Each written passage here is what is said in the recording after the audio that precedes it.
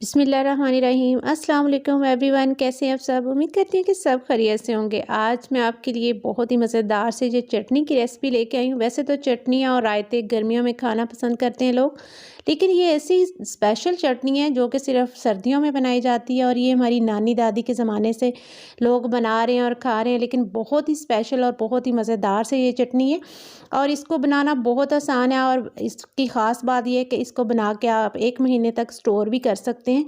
तो आइए चलते हैं रेसिपी की तरफ।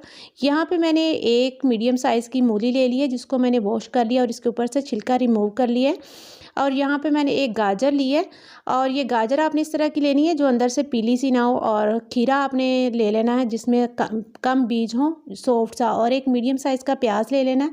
एक गट्ठी मैंने हरा धनिया ले लिया और एक गट्ठी मैंने पुदीना ले लिया था। इसके सब डंडल मैंने उतार दिए और इनको भी धो के मैंने सुखा लिया। और यहाँ पे मैंने हरी मिर्चें ले ली हैं 7-8 अदद। अगर आप लाल वाली मिर्चें इसमें यूज़ करना चाहें तो 2-3 वो भी ले सकते हैं। 7-8 जवे मैंने लहसुन के लिए हैं। 1 इंच का टुकड़ा मैंने अदरक का लिया है। और ये मूली के अंदर जो सॉफ्ट वाले पत्ते होते हैं ना, वो वाले मैंने ले लिए, जो कि मूली को हज़म करने में हेल्प करते हैं। तो अब इसको आपने काट लेना है इस तरह रफली सा। और ये सब्जियां सर्दियों के मौसम में ही आती हैं। वैसे तो मूली जो है सर्दियों में बहुत ही मज़े की होती है, टेस्ट इसका कड़वा नहीं होता। किसी और सीज़न में आप बनाएं तो ये कड़वी सी होती है और इतनी अच्छी नहीं लगती। तो सर्दियों में इसलिए स्पेशल ये चटनी बनाई जाती है, क्योंकि ये सर्दियों में ये सब्जियां जो ख़ास तौर पे ये गाजर भी इस तरह की फ्रेश जो है ना आपको गर्मियों में नहीं मिल सकती। तो इस तरह आपने ये सारी सब्जियां ना रफली सी बस काट लेनी है, क्योंकि हम इसको चॉपर में बनाने वाले हैं। अगर आप इसको कुंडी डंडे से बनाना चाहें तो वो भी बना सकते हैं, लेकिन इतनी बिजी लाइफ में किसके पास इतना टाइम है कि वो इतनी देर लगा रहे। अगर आपके पास ये फैसिलिटी है तो आप चॉपर में इसको ईज़िली 2 मिनट में बना सकते हैं। इस तरह मैंने ये प्याज भी काट लिया, गाजर और मूली भी, और ये मिर्चें भी मैंने इसकी ये डंडी जो है ना उतार ली है। अच्छा, सब्जियों में आपने धोने के बाद अच्छी तरह ड्राई कर लेना, इनमें पानी नहीं होना चाहिए। अगर आप ये चटनी बना के ज़्यादा दिनों तक सेव करना चाहते हैं तो इसको अच्छी तरह आपने पानी को ड्राई कर लेना। अब सबसे पहले चॉपर के अंदर मैंने हरा धनिया और पुदीना ऐड किया और ये मूली के जो पत्ते मैंने रखे थे ना वो इसमें ऐड कर देंगे। और चॉपर में सबसे पहले आपने ये धनिया और पुदीना आपने बारीक पीस लेना है। तो इसको सब्जियों के साथ भी बाद में हम करेंगे, लेकिन अगर ये सब्जियों के साथ इसको डालते हैं तो ये बहुत ज़्यादा हमारी जो सब्ज़ी है ना वो बारीक हो जाती। तो हमने इसको बहुत बारीक नहीं करना। ये देख सकते हैं आप, अभी भी ये बहुत ज़्यादा जो है ना धनिया मैंने बारीक नहीं पीसा, कुछ ये सब्जियों के साथ भी पीसा जाएगा। तो अब ये सारी सब्जियां इसमें ऐड कर देनी है आपने। अगर आपका चॉपर छोटा हो तो आप 2 बार भी इसको पीस सकते हैं। इस तरीके से मैंने ये सारी इसमें ऐड कर दी हैं। अब आपने इसको पीस लेना है, बस ये ध्यान रखिएगा।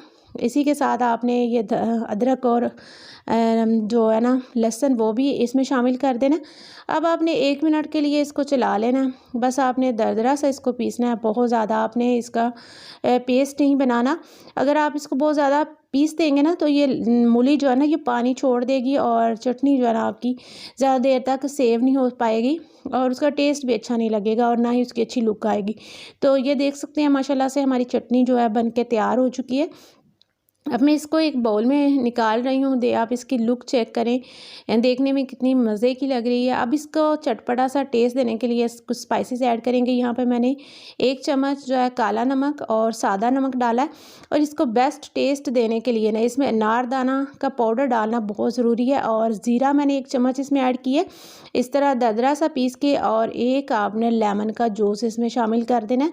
और अगर आपने इसको और खट्टा या चटपटा सा बनाना है, मज़ेदार सा, क्योंकि मैं इतना खट्टा खाना पसंद नहीं करती तो इसलिए मैं इसमें ऐड नहीं करी। आप इसके अंदर चाट मसाला भी ऐड कर सकते हैं। आप इसके अंदर इमली का पल्प भी ऐड कर सकते हैं। अगर आपने इसको सेव करना है 1 महीने तक तो आप इसमें सिरका ऐड कर सकते हैं 5-6 टेबल स्पून।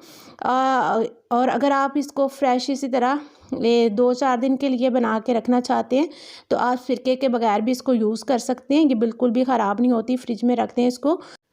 आप इस चटनी को आलू वाले पराठे, आलू वाले नान या फिर आप इसको चावलों के साथ भी खा सकते हैं। बहुत ही मज़े की लगती है। उम्मीद करती हूँ कि आपको मेरी ये रेसिपी अच्छी लगी होगी। और अगर आपको मेरी ये रेसिपी पसंद आई है तो ज़्यादा से ज़्यादा लाइक और शेयर कर दीजिएगा। और अगर आप मेरे चैनल पे नए हैं तो चैनल को सब्सक्राइब करना मत भूलिएगा। मिलते हैं नेक्स्ट वीडियो में, तब तक के लिए अल्लाह हाफिज़।